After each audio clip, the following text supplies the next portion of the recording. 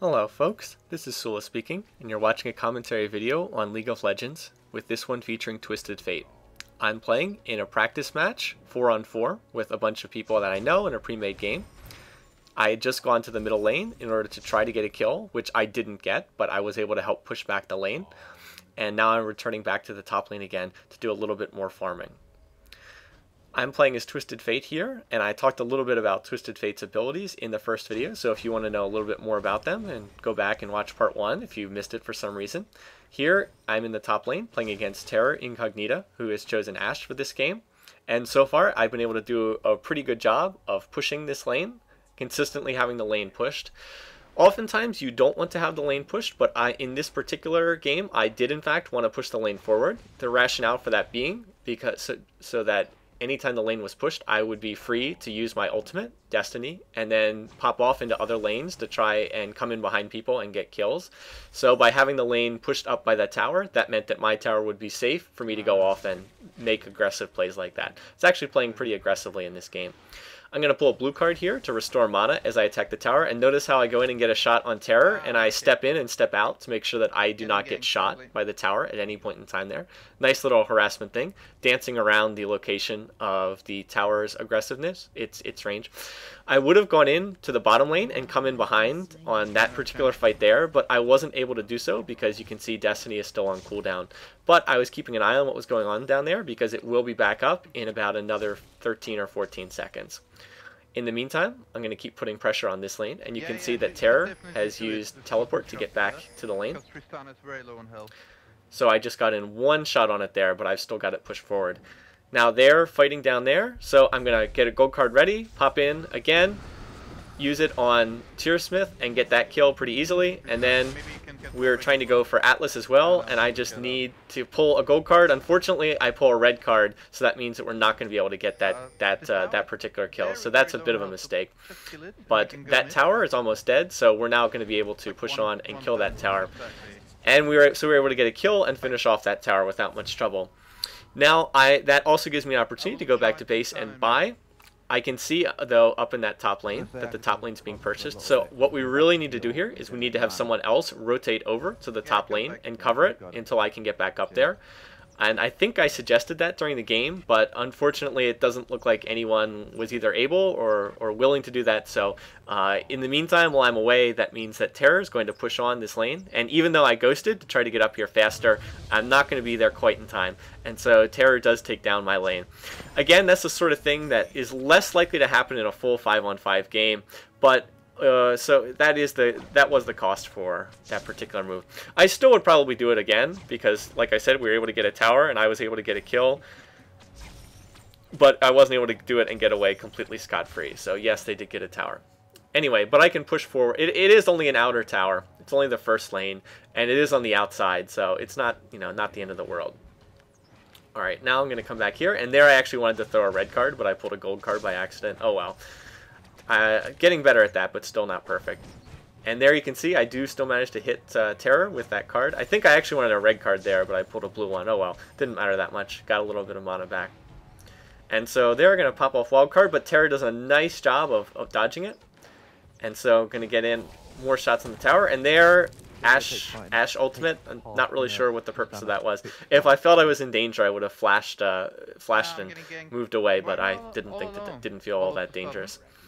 Alright, anyway, right here, I'm going to pick our red card, toss wild card, and then follow it up with a red. That's 3 easy minion kills, then another minion kill there. Put another point in, pick a card. Then I'll toss off wild card again, and I managed to get, I think, 5 out of the 6 minions in that particular wave. There's a fight going on at mid, but I'm not a part of it right now. And I'm going to continue harassing. You can see how much damage I'm doing to Terror Incognita. Twisted Fate's range just gives him a major edge. Even against a ranged carry like Ashe, his range can make a big difference. And you can see I'm getting almost every minion kill. Although there I auto-attack like an idiot and so miss out on getting some minion kills. But yeah, the rest of the team's doing a good job. They're able to get that middle tower. And you can see how much pressure I'm putting on up here. Managed to get in some more harassment, and again I just sort of step in and out to avoid the tower's aggression. So you can see I'm having a pretty easy time up here in this lane, getting lots and lots of minion kills, not having too much trouble. You can see there's another team fight at middle, And I would come in there, but it looks like they have it under control. And Archduke was able to toss a cleaver and get in a nice kill on Atlas down there. Now, I see that the bottom lane is being pushed. I'm keeping an eye on that as well. So I'm actually planning to go down there. I just want to push back this creep wave, get these last couple kills. Now I'm going to queue up another gold card. There we go, and now use Destiny, and now I'm going to pop to the bottom lane behind Tyrmith and come in behind him and start harassing him. Now, to be perfectly honest, if the two of us were to fight, Tyrmith would probably win because I'm at about half health, and you can see I don't have much mana. But just the fact that I'm coming in behind is sort of a psychological blow, which causes him to be worried, and so his first instinct is just to get out of there. And so I'm able to push back that attack on our tower pretty easily. The one sort of benefit of losing that tower top is now we don't really need to worry about the top lane as much. You can see that it's still a very, very long way before the minions up top there can get anywhere close to our tower. There I pulled a gold card in case Tyrmith was going to come forward and fight me, but he just backed off. And in fact, he's going towards, there's a team fight that's sort of breaking out up there in the top, and he's actually going over there to join into that. And I'd like to get into that, but even with Destiny, there's sort of limits on how far you can go. With myself almost out of mana, I'm just going to back out of there. So look, there's Tyrmith. He's come over here to the top, and now it's a 4-on-2, which is a very bad fight. Krill already got killed. Now the Archduke gets killed, and Sandover is rightly going to get out of there and not fool around with it. So good, at least we're able to get Sandover out of there. But meanwhile, in terms of towers, we've now gotten 2 towers mid, and the middle towers are always the most important ones. So we've gotten that. I'm going to purchase like another key item for Twisted Fate. Twisted Fate being a hybrid champ, he's very similar to Kale in that respect in terms of how you build him. Once again, Ginsu's Rageblade is a key item. Probably should have said that. Yeah, key item. That key item being Ginsu's Rageblade.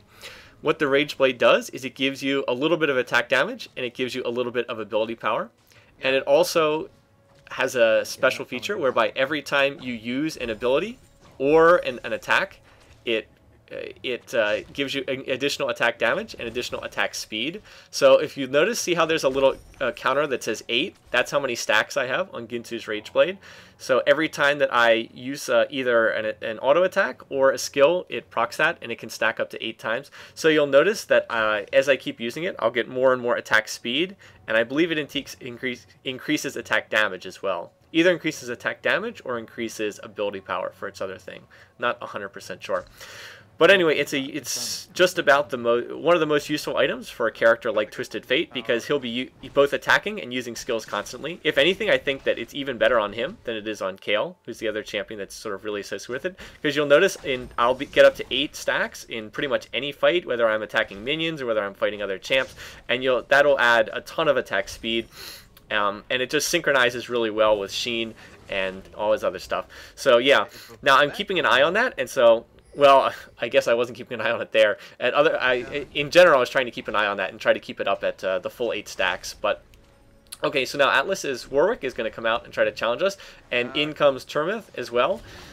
So I'm going to. You'd think that we would have to back out here, but no. Tyrmith comes right out of tower range, and I'm going to stun him with a gold card, and then Archduke gets a nice cleaver toss, and then together between those two, we're actually able to get the kill pretty easily.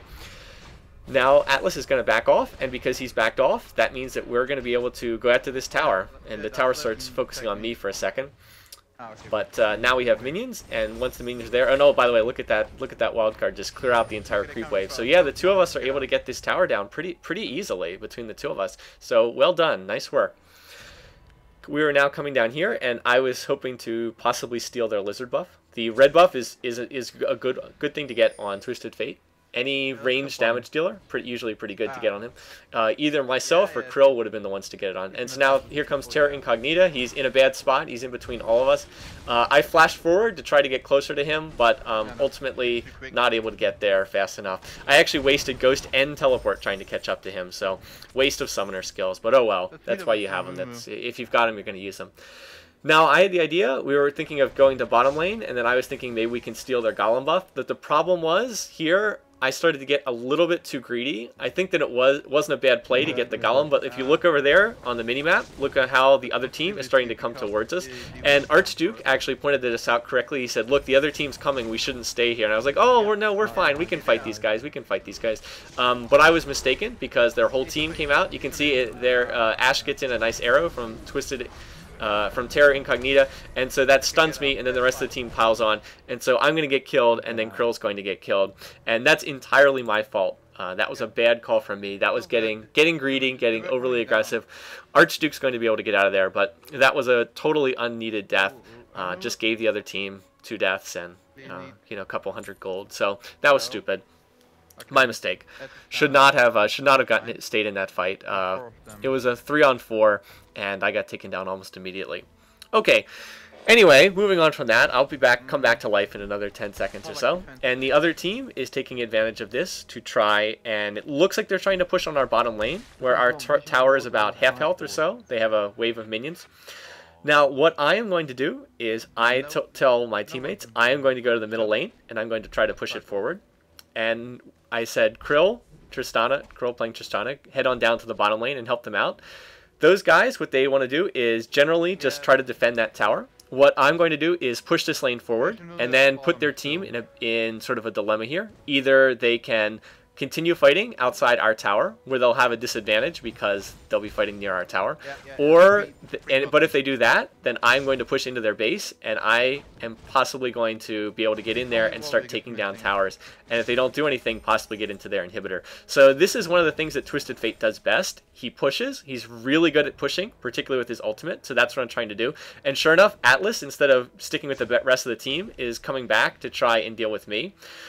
Now, without Atlas, that means it's 3-on-3 fight down in the bottom lane, and so I'm going to lock in a gold card and Destiny in. And now it's not a 3-on-3 fight. Now it's going to be a 4-on-3 fight because I'm going to come in here and join in. And my wild card is going to kill Lurker, and then with my stun on Terra Incognita, we're going to get a kill on Terra Incognita, their Ashe. So you can see that's what Twisted Fate can do. He can just move around the map so fast. You can be pushing one lane, and then immediately you can be somewhere else on the other side of the map. You can see, but because I pushed that middle lane, it forced Atlas, Warwick on the other team, to pull off from that lane, because he had to come back and try to do something about me pushing into his base. And then as soon as he did that, I could immediately go into the bottom lane and come in behind the enemy team, and then help us get 2 kills. And so there's Atlas. I'm going to stun him with a gold card, follow that up with wild card, and just look how much damage I did there. I mean, we didn't kill him, but now he's had to back off, and so that means that he can't defend this tower now. And so we're going to be able to take it down pretty easily. And now that we've taken this damage, and now that the rest of the other team has come back up. Oh, there's a flash dodge on a cleaver, by the way. I thought that was pretty nice.